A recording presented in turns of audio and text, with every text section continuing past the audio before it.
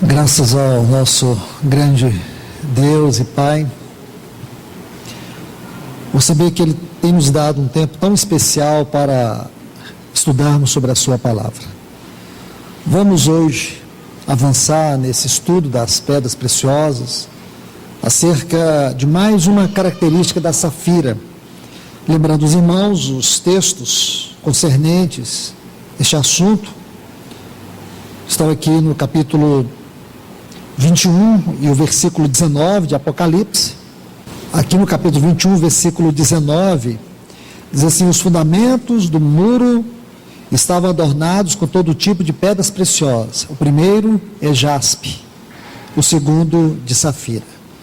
Então nós sabemos, conforme está aqui no versículo 14 desse mesmo capítulo, que o muro da cidade tinha 12 fundamentos e sobre eles os 12 nomes dos 12 apóstolos do Cordeiro.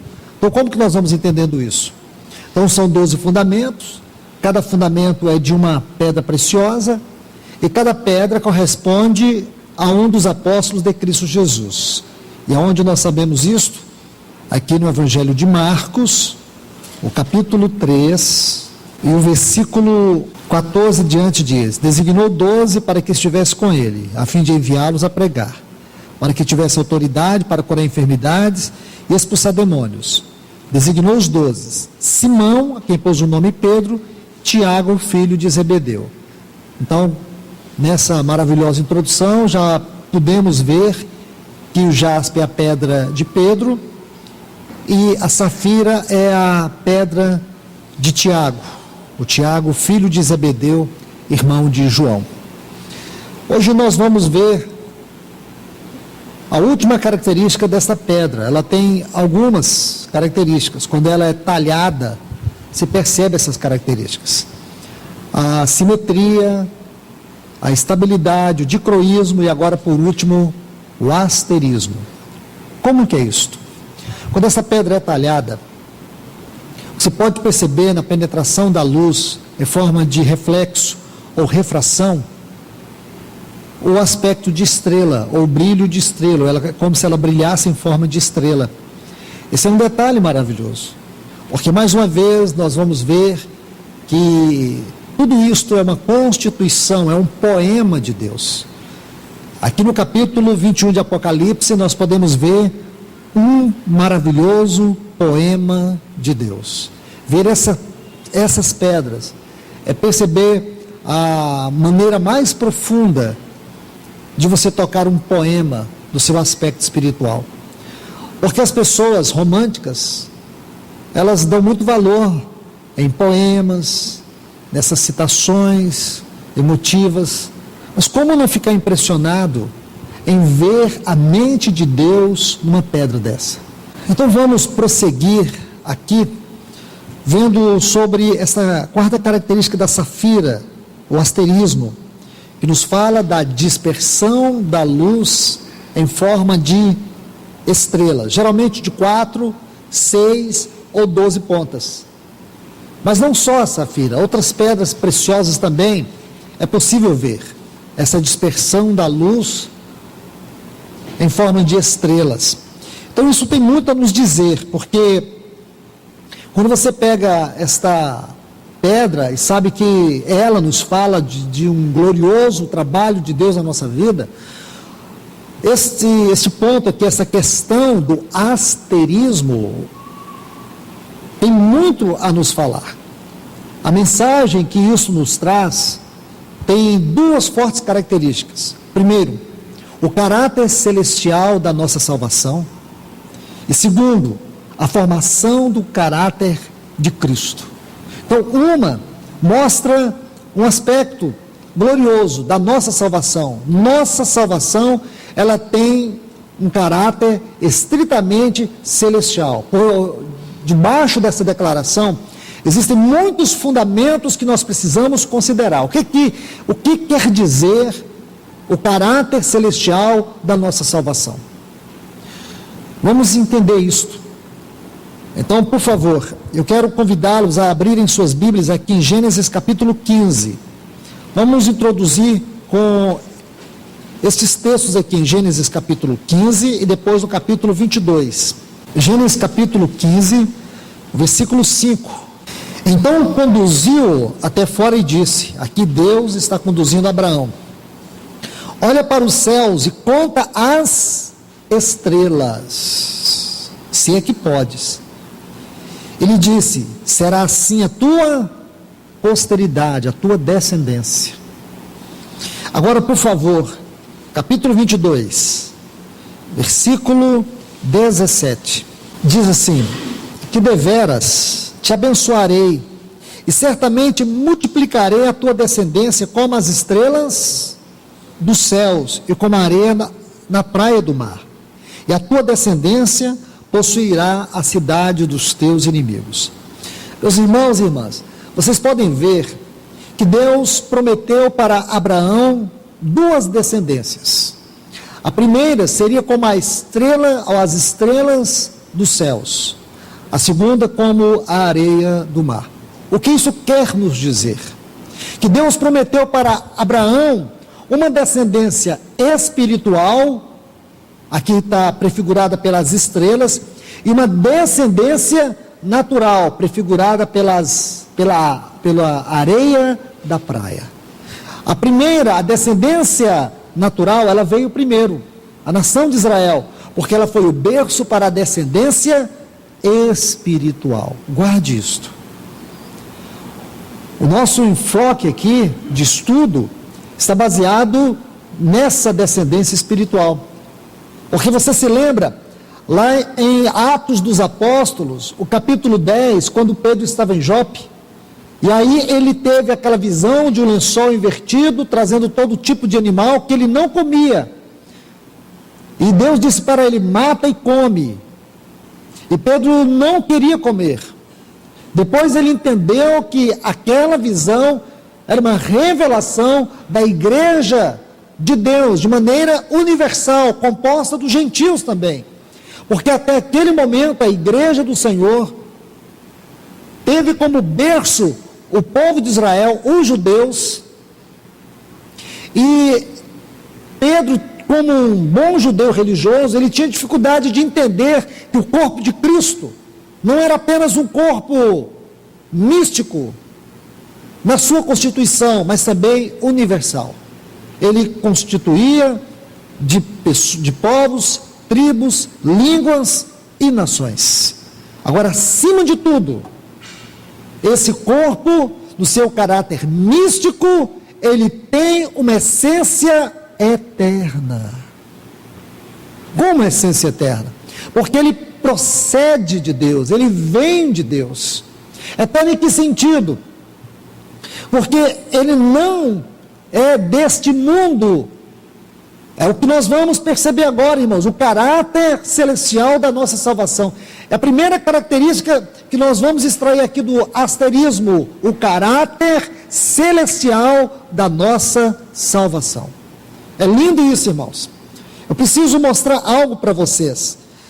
Tem um texto que está lá em Romanos capítulo 15, e o versículo 4, um texto muito conhecido, que diz assim, tudo quanto outrora foi escrito, para o nosso ensino, foi escrito. Romanos 15, 4. A fim de que, pela paciência e pela consolação das Escrituras, tenhamos esperança. Essa palavra esperança é uma certeza viva. Essa palavra esperança indica uma certeza real, segura, firme, sólida, imutável. Nós temos essa certeza, nós temos essa segurança. Porque tudo que foi escrito, irmãos, não pode ser desprezado. Tudo que foi escrito tem o seu lugar na mente e no propósito de Deus. Por isso nós precisamos olhar para a promessa que Deus fez a Abraão. Deus prometeu para ele um filho, esse filho era Isaque. E a Bíblia diz em Hebreus capítulo 11, em Isaque será chamada a tua descendência. Agora nós vamos ver um pouco sobre isso, se o Senhor permitir. Porque isso tem a ver com o caráter espiritual das coisas de Deus, ou da nossa salvação em Cristo. Irmãos e irmãs, nós não podemos minimizar a nossa salvação em perdão de pecados, em livramento do inferno. Tudo isso está incluído, irmãos. A nossa salvação está incluída perdão dos nossos pecados. A nossa salvação está incluído que nós fomos libertos eternamente da condenação do inferno. Tudo isto está dentro da nossa salvação. Porém, a nossa salvação não se resume a isto. A nossa salvação tem um propósito maior. A nossa salvação tem um propósito extremamente elevado. E quando você é capaz de enxergar isto, a sua adoração muda, a sua maneira de ver o caráter de Deus, ver o seu amor, a sua graça, a sua misericórdia muda, ver a si mesmo nessa salvação muda. Não é uma salvação para o momento, não é uma salvação para o final de semana, é uma salvação para a vida toda, é uma salvação para toda a eternidade. Então, quando ele diz assim, tenhamos esperança, então essa esperança é um céu aberto de certeza, que nos dá plena segurança, que Deus em seu caráter imutável, Ele alcançará aquilo que Ele determinou. Então, por favor, vamos introduzindo passo a passo. Já vendo esses textos aqui de Gênesis 15 e Gênesis 22, depois fazendo uma ligação, mesmo que rápida, aqui em Romanos 15, 4, vamos entender o caráter celestial da nossa salvação, esse aspecto do asterismo, o caráter celestial da nossa salvação. Vamos entender isto aqui no capítulo 1 da Epístola aos Efésios. Efésios capítulo 1, versículo 11. Entender que a nossa salvação não é algo que se possa resumir unicamente em perdão de pecados e livramento do inferno. Graças a Deus, porque isso está incluído. Porém, existe algo muito mais elevado. Efésios 1:11 está assim: nele, isto é, em Cristo. Essa palavra nele significa assim, em união com Cristo. Seria o mais correto. Em união com Cristo, fomos também feitos herança, predestinados segundo o propósito daquele que faz todas as coisas, conforme o conselho da sua vontade. Irmãos, a palavra predestinação, eu quero que vocês entendam que essa palavra, ela está intimamente ligada à filiação. Eu não tenho tempo para falar sobre isso, também não é meu encargo. Porque alguns tentam interpretar essa palavra de maneira restrita à salvação, isto é, a um determinismo salvífico, ou como se a salvação fosse um determinismo de Deus. Precisamos analisar isso com maior cuidado. Temos que ver a salvação segundo a mente de Deus, a sabedoria de Deus, a soberania de Deus, mas não podemos vê-la fora da justiça de Deus. Mas quando você estuda a palavra predestinação, você sempre vai ver que essa predestinação está ligada à filiação. Isso já é um ponto de ajuda para vocês. Agora, por favor, veja essa frase: daquele que faz todas as coisas conforme o conselho da sua vontade. Aqui nós vemos que Deus faz todas as coisas conforme o conselho da sua vontade. É um texto simples?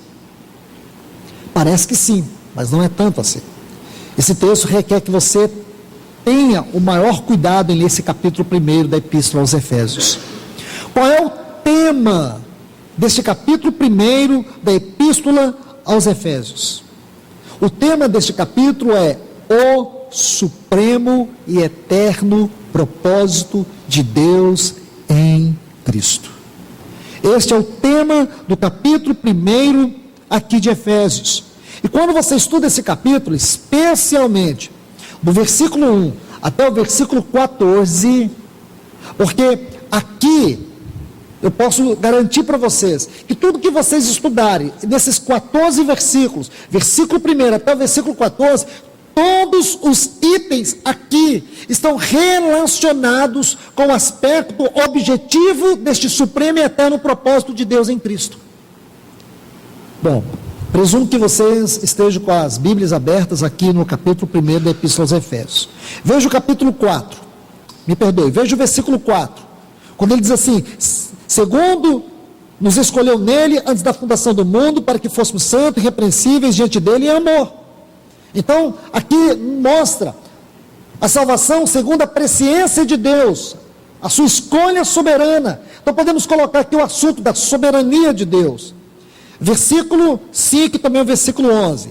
Havendo-nos predestinado para sermos predestinados para, esse para aqui é muito significativo, para sermos adotados como filhos seus, por meio de Jesus Cristo, conforme o beneplácito da sua vontade. E o versículo 11. Em união com ele, em quem também fomos feitos herança, havendo sido predestinados, conforme o propósito daquele que faz todas as coisas, segundo o conselho da sua vontade. Depois, versículo 6, você vai ver aqui a glória da sua graça, para o louvor da glória e de sua graça. Está vendo a glória da graça de Deus? Que assunto é esse, irmãos? Isso aqui são assuntos que eu estou colocando para vocês. Não são frases limitadas. São assuntos inesgotáveis. Agora, versículo 7. A redenção por meio do sangue de Cristo Jesus, em quem temos a redenção por meio do seu sangue. Ainda no versículo 7, o perdão dos pecados, segundo a riqueza da sua graça. São assuntos. A remissão, a redenção por meio do sangue, um assunto. O perdão dos pecados, segundo a riqueza da sua graça, outro assunto. Versículo 9. Dando-nos conhecer o mistério da sua vontade. É um outro assunto ligado ao supremo e eterno propósito de Deus em Cristo. O mistério da vontade de Deus. Quem vai questionar a vontade de Deus? Quem pode questionar a vontade de Deus? Versículo 10. Com a finalidade de restaurar todas as coisas em Cristo, na dispensação do cumprimento de todas as coisas, na dispensação da plenitude dos tempos. Então, a dispensação da plenitude, ou do cumprimento, da conclusão de todas as coisas, também é um item consumado no coração de Deus, segundo o seu eterno propósito. E no versículo 13 e 14, nós temos o selo do Espírito e o penhor do Espírito. São itens deste eterno e supremo propósito. Aí depois, a partir do versículo 15, Paulo vai continuar dentro do assunto do supremo propósito, mas mostrando aspectos práticos, como Deus fez isto por meio de Cristo Jesus. Ele chega a dizer assim, que ele estava orando para que aqueles irmãos tivessem os seus olhos iluminados, e tivesse espírito de sabedoria e revelação no pleno conhecimento dele, para saber, para compreender a suprema riqueza, glória do seu grande poder, que ele usou para ressuscitar a Cristo e colocá-lo de maneira exaltada, acima de todo nome, principado, potestade, que se possa referir, e para que ele pudesse encabeçar todas as coisas, o deu à igreja, a qual é o seu corpo, a plenitude daquele que completa, que enche todas as coisas. Que capítulo, irmãos? Que capítulo é este? Então são assuntos que nós temos que entender. E dentre esses assuntos, nós podemos ver que grande parte deles estão intimamente ligados com essa gloriosa salvação eterna. Essa salvação que esse capítulo 1 nos permite ver do ponto de vista da eternidade. Imagine isso, irmãos. Não é uma salvação que você vê a partir da queda, mas é uma salvação que você vê a partir da eternidade passada, quando não havia nem mesmo nada, só Deus, na comunhão do seu Espírito, na comunhão com o seu Filho. Ele um dia desejou, e Ele nos escolheu em Cristo Jesus, para que fôssemos predestinados para sermos seus filhos. Ele não pediu a opinião de ninguém. Agora, entender como a cruz se encaixa dentro disso, é conhecer o mistério da vontade de Deus. É como, irmãos, você ter que se esvaziar completamente, entender por que a cruz. Porque sem ela era impossível nós entender o amor de Deus, era impossível nós entender a graça de Deus, era impossível você conhecer a misericórdia de Deus. É impossível. Porque o primeiro homem, ele foi criado num ambiente sem pecado. Mas o pecado e a maldade já o rodeava através daquela serpente, através daquele anjo caído. Todos nós sabemos disso. Que ela entrou naquele ambiente de harmonia e perfeição e perverteu o coração do homem, porque no homem havia uma disposição para pecar.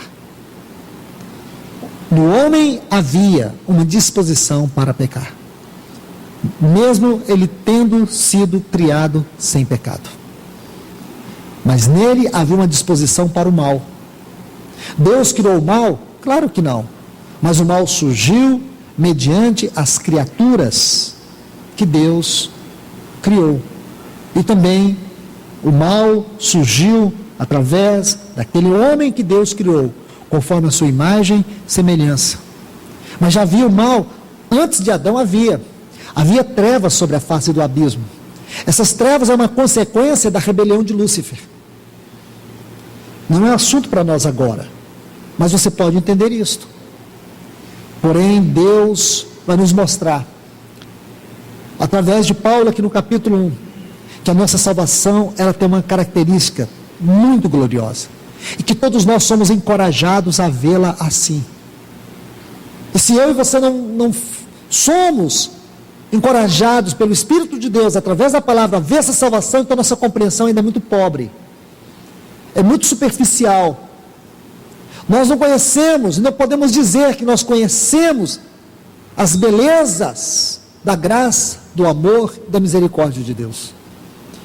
Veja aqui, irmãos, versículo 3, aqui de Efésios, capítulo 1, Paulo diz assim: bendito seja o Deus e Pai de nosso Senhor Jesus Cristo, que nos abençoou com todas as sorte de bênçãos espirituais, olha essa frase, nos lugares celestiais. Veja aqui, todas as sortes de bênçãos espirituais. Hermeneuticamente falando, se você estudar esse capítulo primeiro, e você tomar essa frase, bênçãos espirituais nos lugares celestiais, a pergunta que você faz é inevitável: quais bênçãos? Ou o que são essas bênçãos? Nós não podemos buscar a interpretação dessa declaração aqui do versículo 3 de Efésios 1, fora deste capítulo 1, porque essas bênçãos espirituais nos lugares celestiais são todas estas que eu acabei de citar para vocês. Todas estas. A presciência de Deus é uma presciência baseada no seu amor e não nas nossas decisões. Quem é que pode entender isso, irmãos? Quem é que pode colocar Deus na parede e perguntar algo para Ele? Porque dele, por Ele, para Ele são todas as coisas. A única coisa que nós podemos dizer a Ele: glórias, e glórias, e glórias. Isso não é um assunto para você pregar em praça pública. Esse é um assunto que pertence à igreja. A predestinação, ou a predestinação para a adoção de filhos. Que bênção é esta, irmãos? É uma bênção espiritual, uma bênção eterna. Então por aí vai. Cada um que você for olhar aqui, a glória da graça de Deus, a redenção em Cristo, o perdão dos pecados, o mistério da vontade de Deus, todos estes itens, o selo, o penhor do Espírito, a nossa herança em Cristo, todos estes itens constituem as bênçãos espirituais nos lugares celestiais.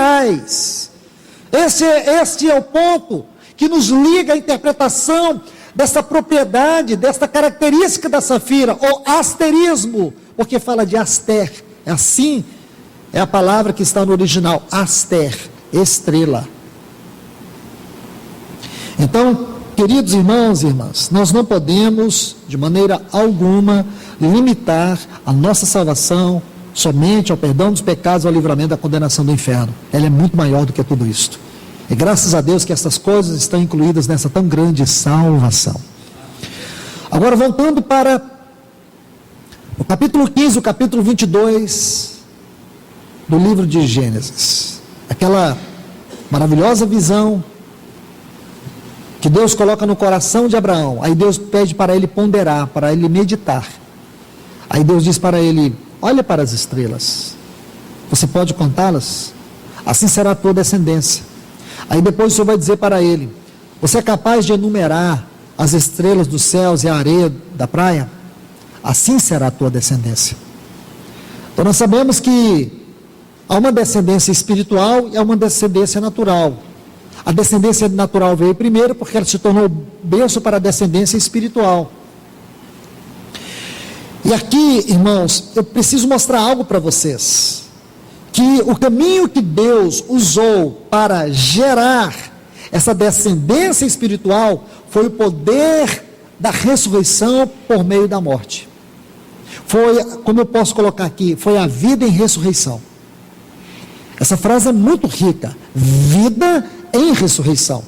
Porque quando você diz essa frase, o poder da vida em ressurreição, você pensa em algo totalmente positivo. Mas é impossível haver a vida em ressurreição se não for por meio da morte. Por isso que o lugar da cruz é imprescindível no propósito eterno de Deus. E foi o que Deus fez com Abraão. Então nós temos que ver em duas situações como este povo, como essa descendência espiritual, ela foi sendo gerada, e como isso aponta para Cristo.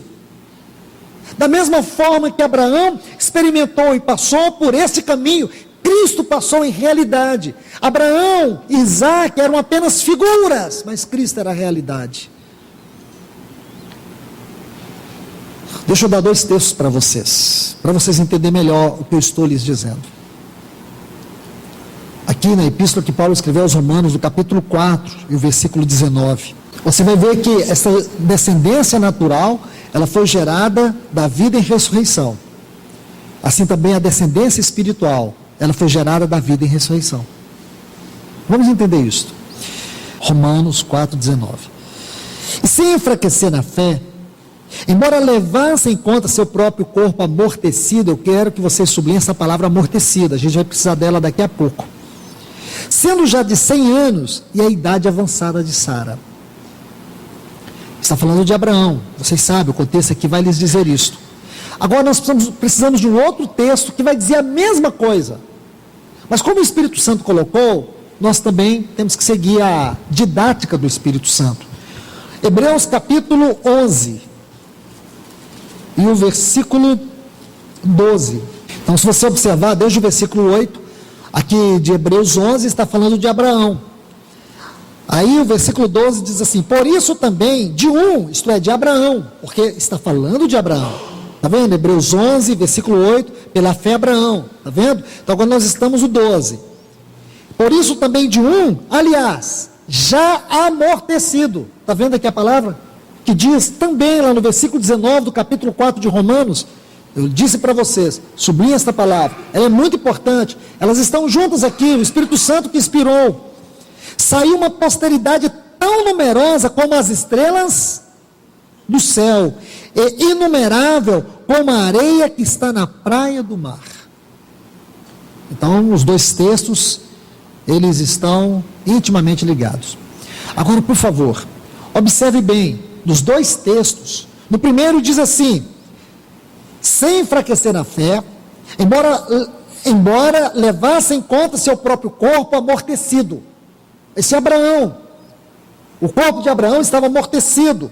No versículo 12 do capítulo 11 diz: por isso também de um, aliás, já amortecido.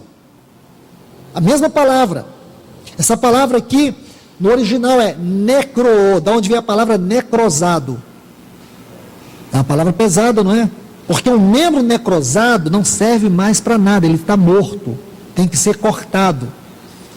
Se alguma parte do seu corpo necrosar, é porque ela morreu, não tem mais recuperação. Lindo esse quadro que o Espírito Santo coloca aqui para nós, irmãos. Porque ele está dizendo assim: e sem enfraquecer na fé, embora levasse em conta o seu próprio corpo necrosado.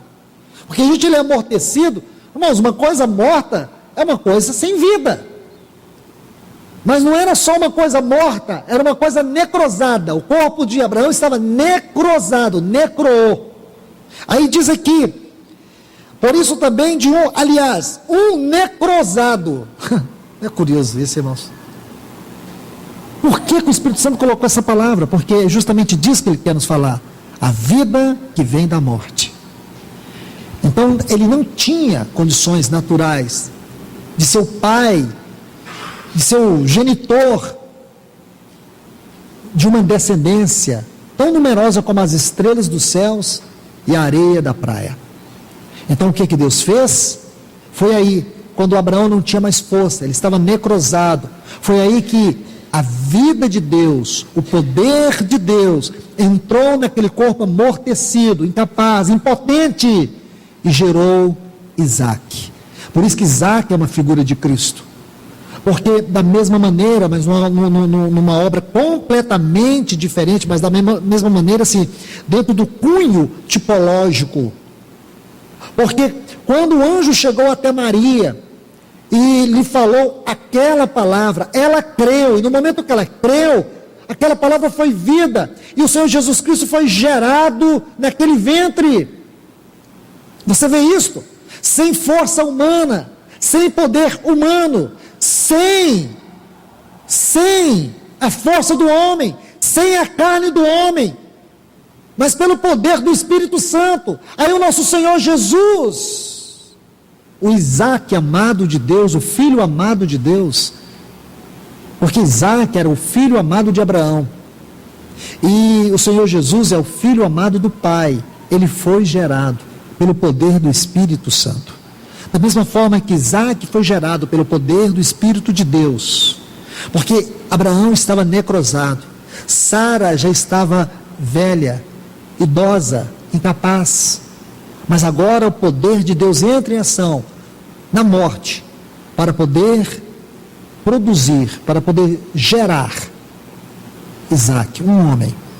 Assim também, irmãos, um pouco mais adiante, que eu quero mostrar algo para vocês, porque aqui está a questão da tipologia, ainda aqui no capítulo 11, só para vocês verem algo tão glorioso, sobre a vida de Isaac e a vida de Cristo. A descendência natural e a descendência espiritual. Então veja, na descendência de Abraão, nós podemos ver a nossa própria vida espiritual sendo escrita pelo próprio Deus. Então nós vemos primeiro, Isaac foi gerado no ambiente onde havia morte. Ele foi gerado. Eu me atrevo a dizer, é uma opinião, um pensamento meu, que nesse primeiro aspecto, no primeiro aspecto desses dois textos, nós podemos ver o aspecto tipológico da gestação, da descendência natural. Porém, irmãos, aqui no capítulo 11, olhem os versículos 18 e 19, aqui de Hebreus. Está assim: a quem se tinha dito, em Isaac será chamada a tua descendência, porque considerou que era poderoso até para ressuscitá-lo dentre os mortos, de onde também figuradamente o recobrou. Está isso aí na sua Bíblia, talvez algumas versões, a corrigida fiel, o texto deve ter só umas duas frases. Mas olhe bem, irmãos, aqui já não é o nascimento de Isaac, aqui é a morte de Isaac. Mas como diz, morte de maneira prefigurada, ele não morreu, sabemos que ele não morreu. Mas Deus disse para Abraão ir até o monte Moriá, e ali oferecesse seu filho, seu único filho em sacrifício, ofereceu seu filho na morte. E Abraão foi, e levou o seu filho, e Isaac se prostrou, deitou sobre aquele altar, a lenha estava lá, o cutelo estava lá, e Isaac aceitou como filho obediente ir até a morte. E quando Abraão ia desferir aquele golpe sobre o seu filho, Deus disse para Abraão: não faças isto, agora sei que tu não me negaste o teu filho. Meus irmãos, agora o escritor aos Hebreus vai colocar luz sobre Gênesis 22, e diz: a quem tinham dito, em Isaac será chamada a tua descendência. Por que Deus fez isso, irmãos?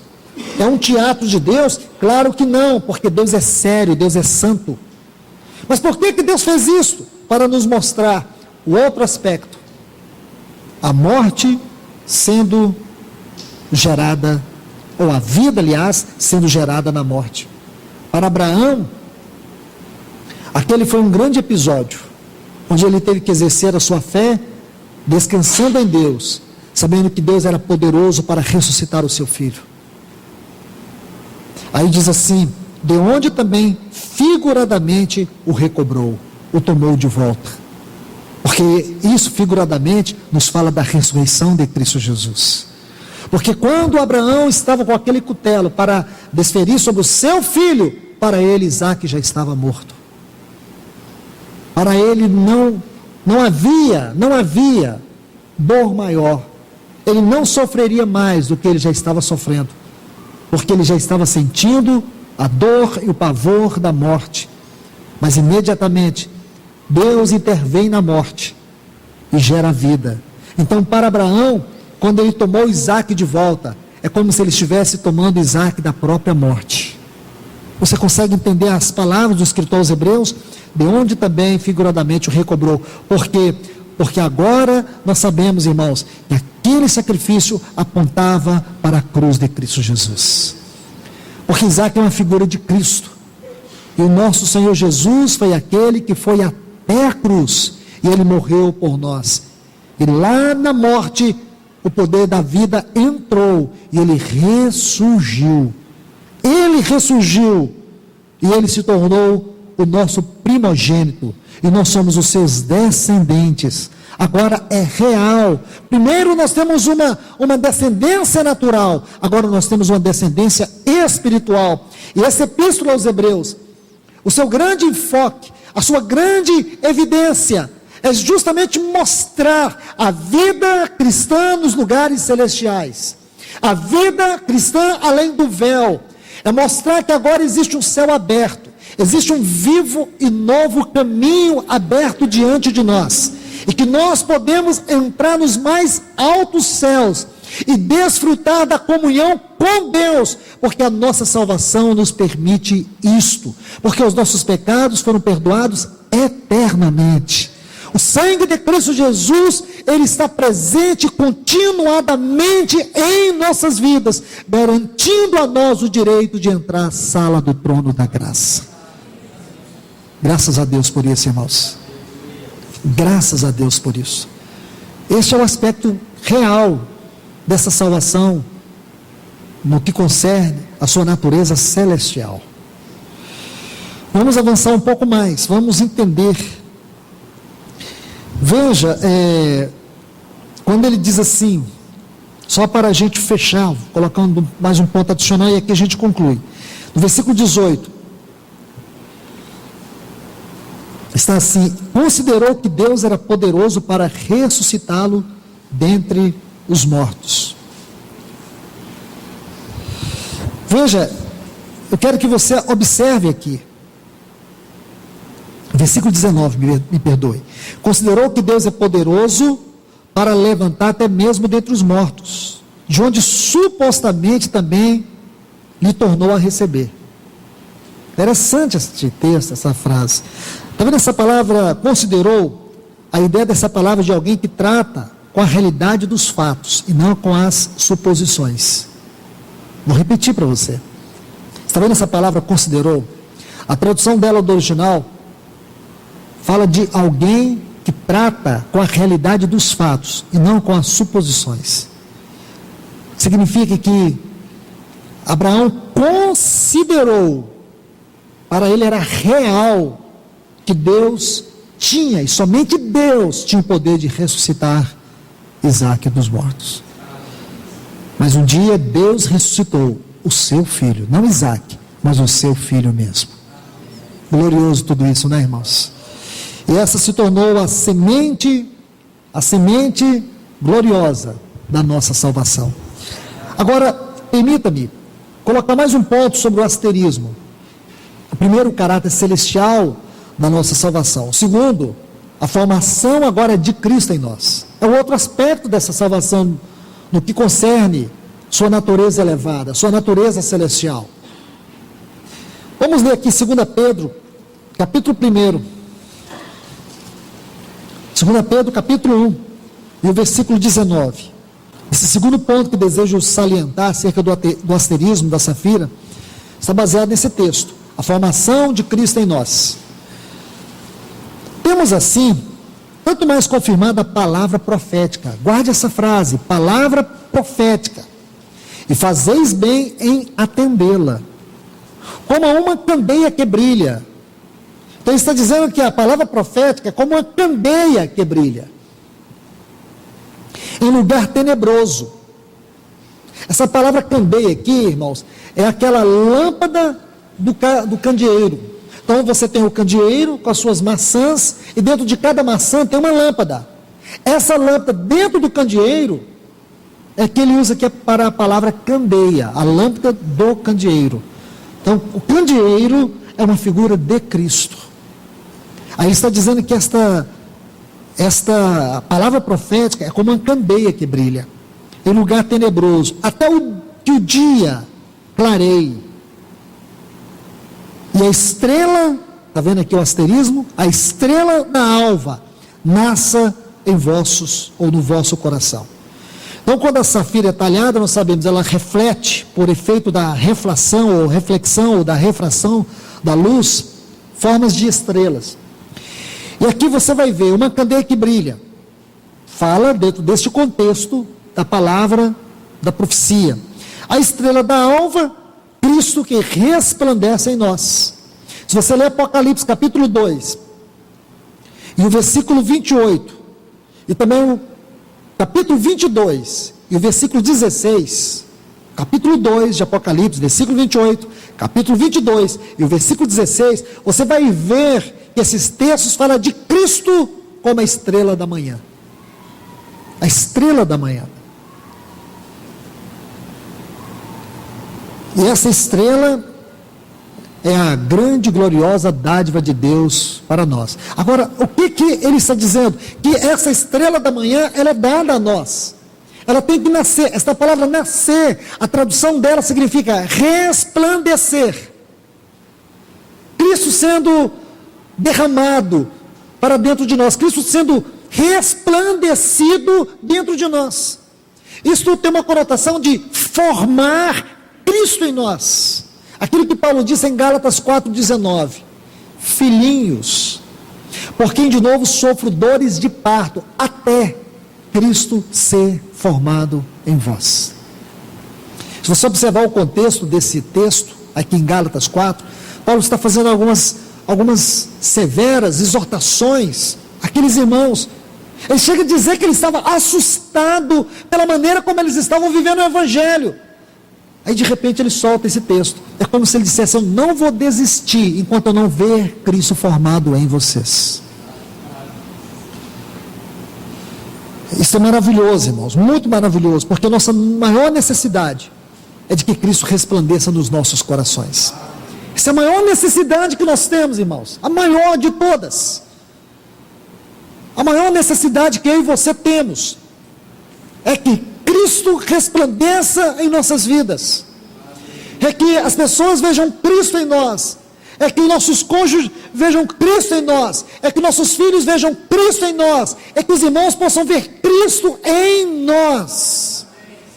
Não fique procurando Cristo no irmão, deixe que Cristo resplandeça na sua vida e você possa ver Ele no espelho do seu coração. Porque muitas vezes nós queremos ver perfeição nos outros. Para quê, irmãos? Para a gente se esconder? Não, procure ver Cristo na sua vida. Porque esta é a maior necessidade que eu e você temos. Cristo resplandecendo no nosso coração. Tem um texto, quero citar para vocês aqui, só para sublinhar mais este ponto, aqui em Lucas capítulo 8. Lucas capítulo 8, versículo 16.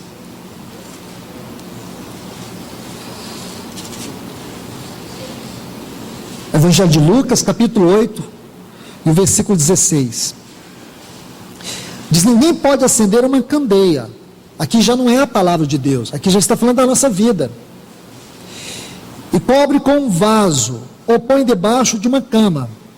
Pelo contrário, a coloca sobre um velador. Essa palavra velador aqui foi mal traduzida. A palavra aqui é candeeiro. No texto original é candeeiro ou castiçal. Pois sobre o castiçal, a fim de que todos que entrem vejam sua luz. Está vendo aqui? Então, quando Pedro, e também o Senhor, ele usa a palavra candeia, tanto lá em Pedro, capítulo 1, como também aqui em Lucas, capítulo 8, a palavra candeia aqui é lúcidos, que fala da lâmpada ou aquela vela que era colocada no candeeiro. Está vendo? Então aqui nós temos uma descrição profunda de uma vida que reflete o testemunho de Cristo. Aí você vai ver, irmãos, que quando você observa essa palavra nasça, aqui, no versículo 19, de 1 Pedro, capítulo 1, então o que você vai ver? É que essa palavra fala de resplandecer. Então, por favor, se nossa vida, ela deve refletir o testemunho de Cristo, se estamos em Cristo, essa vida tem que refletir Cristo. Nós somos pessoas cheias de fissuras, deficiências, de falhas, de erros, de incapacidades. Nós somos assim, irmãos. Mas você não pode conformar com isso. Você não pode conformar com seus erros. Você não pode conformar com seus fracassos. Você não pode conformar com as suas deficiências. Você precisa clamar ao Espírito Santo. Espírito Santo, me ajude. Porque a nossa carne é cruel, é má e ela não converte. Nossa carne não converte. Ela tem que estar crucificada. Crucificada. Nossa carne tem desejos terríveis, perversos, perniciosos. Ela é incorrigível na sua natureza. Por isso nós necessitamos da cruz. Por isso que a cruz se faz tão necessária em nossa vida. Mas agora observe, irmãos, essa palavra como uma candeia. Vamos terminar por aqui. Veja, temos assim tanto mais confirmada a palavra profética. Pegando aquela sombra lá de Lucas capítulo 8. Vamos tentar fechar aqui agora. Essa palavra profética é a palavra de Deus. E diz, fazei bem em atendê-la. Sabe o que significa isso? Abraçá-la.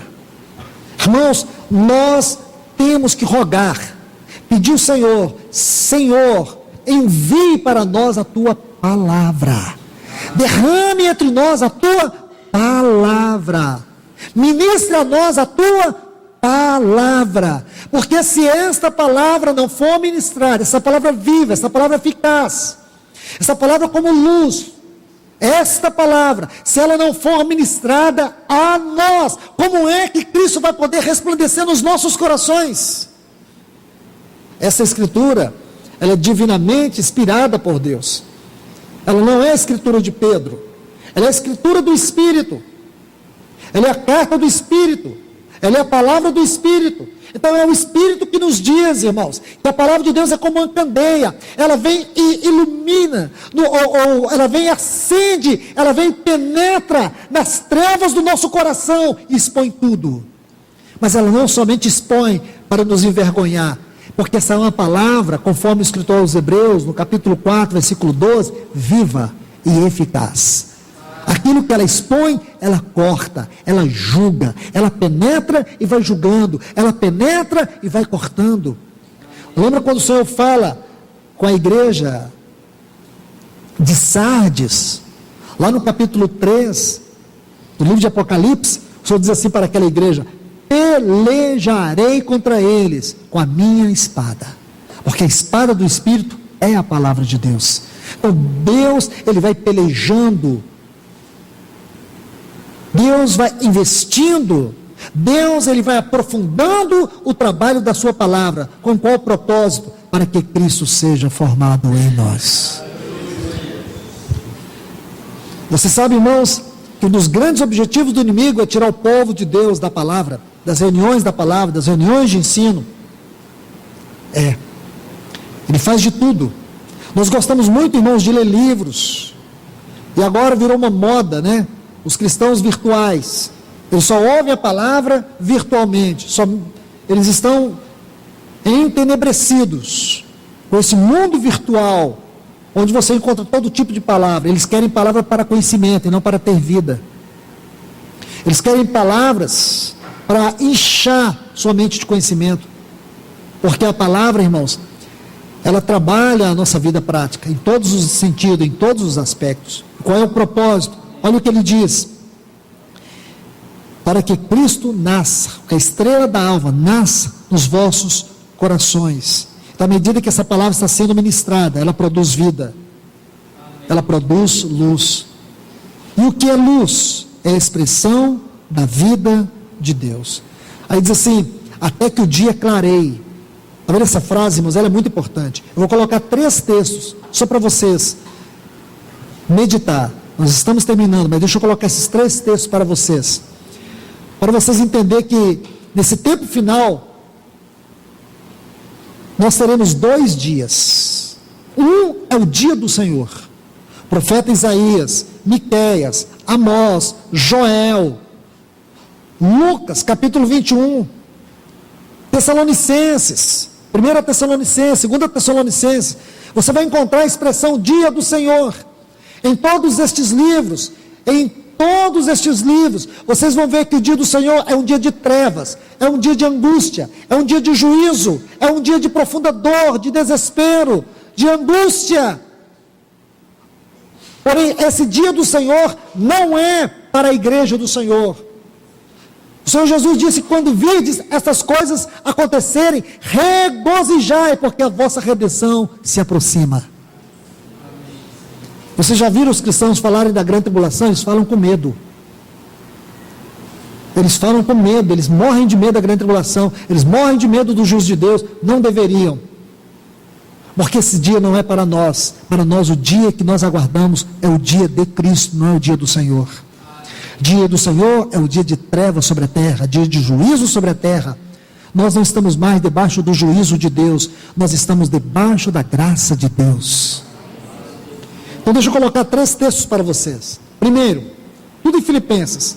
Filipenses capítulo 1, versículo 6. Ele diz, eu estou plenamente certo que aquele que começou em vós a boa obra, ele há de completá-la até o dia de Jesus Cristo. Dia com B maiúsculo. Segundo texto, ainda em Filipenses, capítulo 1, versículo 10. Ele diz assim, para aprovardes as coisas excelentes e sedes sinceros e inculpáveis para o dia de Cristo. E o terceiro texto, também aqui em Filipenses, o capítulo 2, e o versículo 16, olha o que diz, preservando a palavra da vida. Veja que está em conformidade com o texto que nós lemos lá em 2 Pedro, capítulo 1, versículo 19.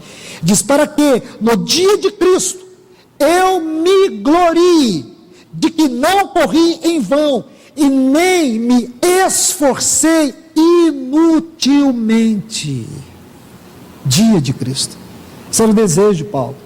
Porque ele sabe, irmãos, Paulo sabia muito bem que naquele dia, todo o trabalho que foi feito para a glória do Senhor, estaria exposto diante da luz do Senhor, todos aqueles, os quais o Evangelho alcançou, a palavra alcançou, e Cristo resplandeceu nos seus corações, eles estarão e serão guardados, preservados para aquele grande dia. Estão vendo, irmãos? Aí ele diz, para que o dia clareie, e a estrela d'alva resplandeça nos vossos corações. Por isso que o Salmo 119, versículo 105 diz, lâmpada para os meus pés e luz para o meu caminho é a tua palavra. Amém? Que Deus nos abençoe ricamente em Cristo Jesus.